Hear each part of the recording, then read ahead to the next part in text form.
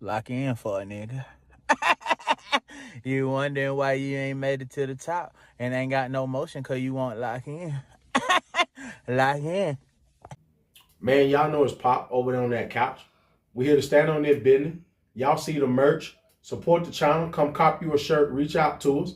Hey, and if anything else, let us know what kind of business you trying to stand on the back. Let's get right into part 2. This is a great conversation about what feminism have done from a woman who was born in the 60s who can see everything right now in 2025. And a woman that's keeping it real.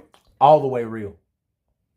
And it even seemed that you were supposed to, like the arbiters of correct opinions were imposing this on us, because I remember asking myself, and I know other women have said the same thing, why am I doing this? I don't really like it. It makes me feel bad. I'm also, regardless, sort of garnering a kind of a dubious reputation. But then I'm wired like that, and I can't seem to extricate myself from this habit. And, all of the advertising, much of what I was reading in teen magazines was sort of promoting this, you don't have to live like your mother and you can live like a man. And another anecdotal. Okay. Now, I just had to give a pause on this part too, right? So she said, you can live like a man. I really want to understand, what were the women in the 60s and 70s telling themselves, and the 80s, that you told yourself that you should teach these young girls you can live like a man? No, you can't. I promise you, it'll do more damage to you than it'll do to me. And for me, and they need to understand, this game will do damage to you too. Okay? None of us should be out here just thinking. You should just be willy-nilly sleeping with people and ain't nothing gonna come back to you at some point in time. We all leave mentally and emotionally scarred. We do.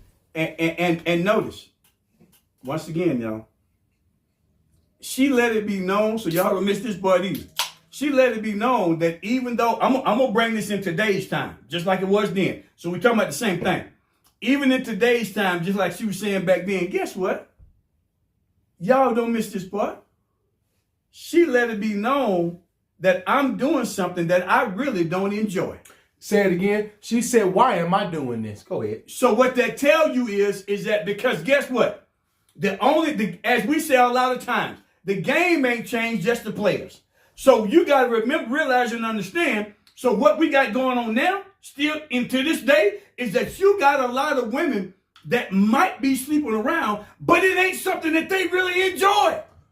It's the game they playing. Like it's the game. What do young people call it now? The hookup culture? Yeah. She's speaking about the sexual revolution. Yes. It's the same thing. That's right.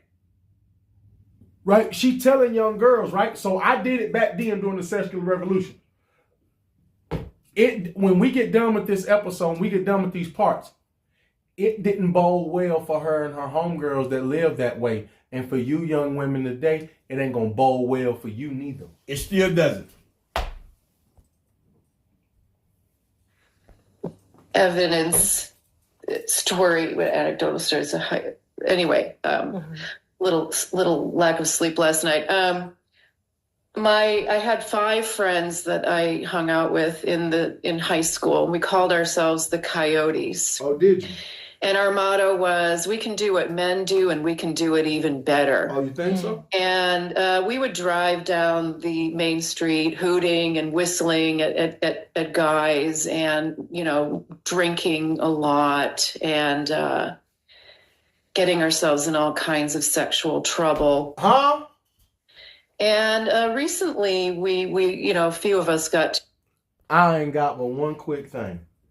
In other words, they was out here getting taken to Pound Town. Pound Town.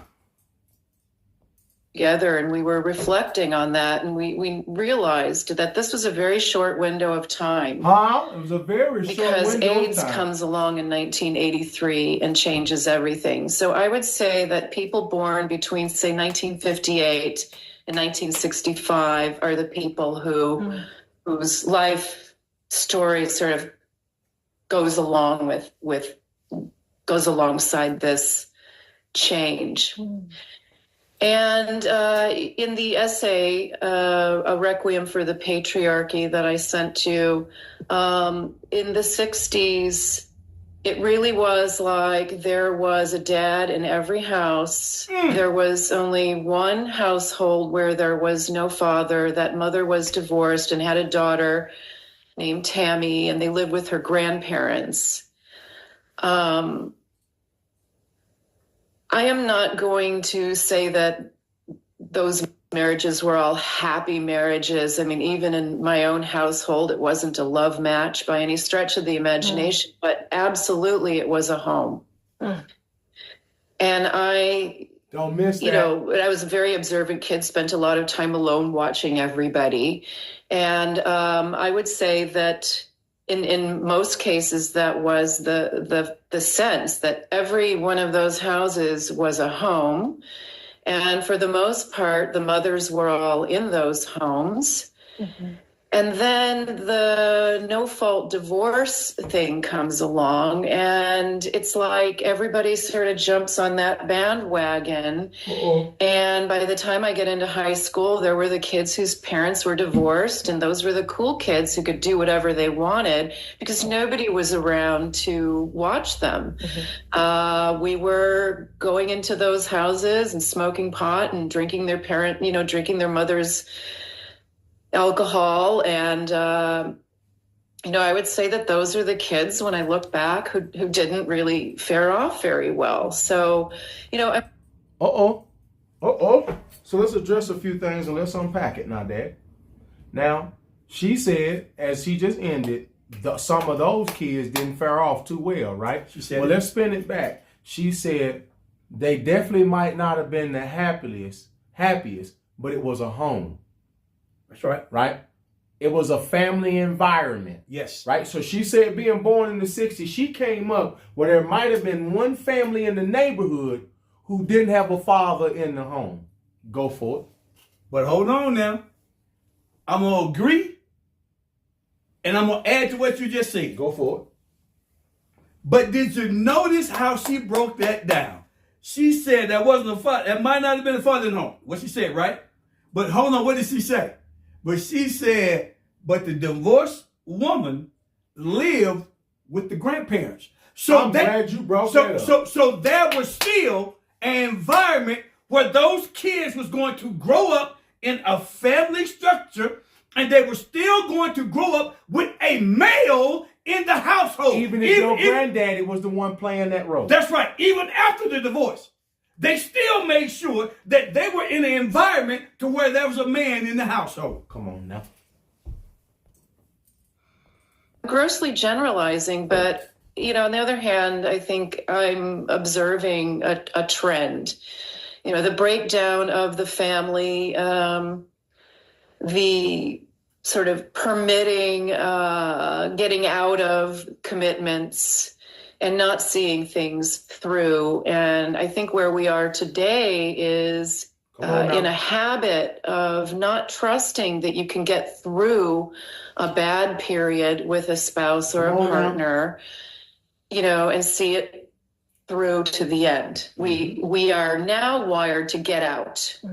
And I've done that myself many times. And when I look back, I say, the one marriage that I got out of, I really think I shouldn't have done that.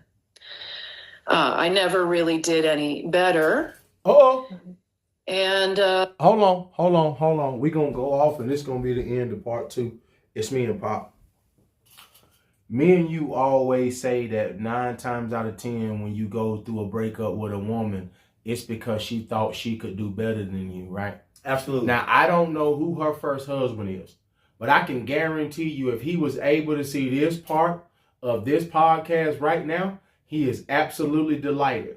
And he's probably now remarried. He's probably still with the woman that he's been with since he's left you. That's but right. Now you in your 60s. Right. What did she just say? She said, I never went out and done better. Didn't do better. She let it be known I should have stayed where I was. Say it again. I should have stayed where I was at.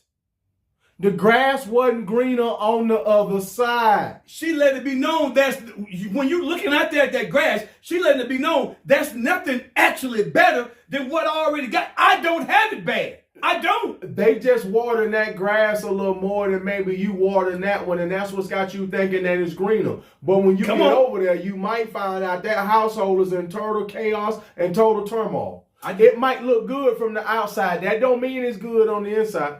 I just need to water my grass. Come on, that's all I need to do. And here's reality. And put. Hey, here we're gonna say this. I need to water my grass, and then sometimes I might need to put a little fertilizer in it. Come on, now say it again, Popman. Sometimes I might need to put a little fertilizer in it. That's all I got to do. And guess what's reality now? This woman is in her 60s. Mm-hmm. I didn't do better. I didn't do better. That marriage might be 35, 40 years ago. That's right. I did not find a better man than the one I married in my prime.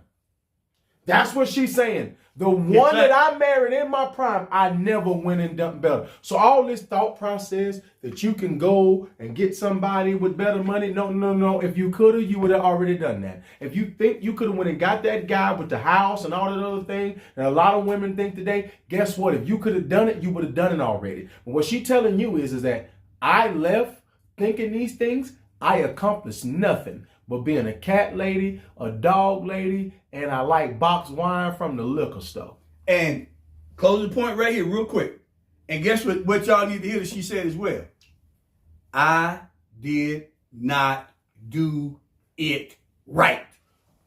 It's me and Pop. This part 2, man. We coming right back in here with part 3. It's me and Pop. We over here on this couch, man. We on YouTube. Y'all come check us out.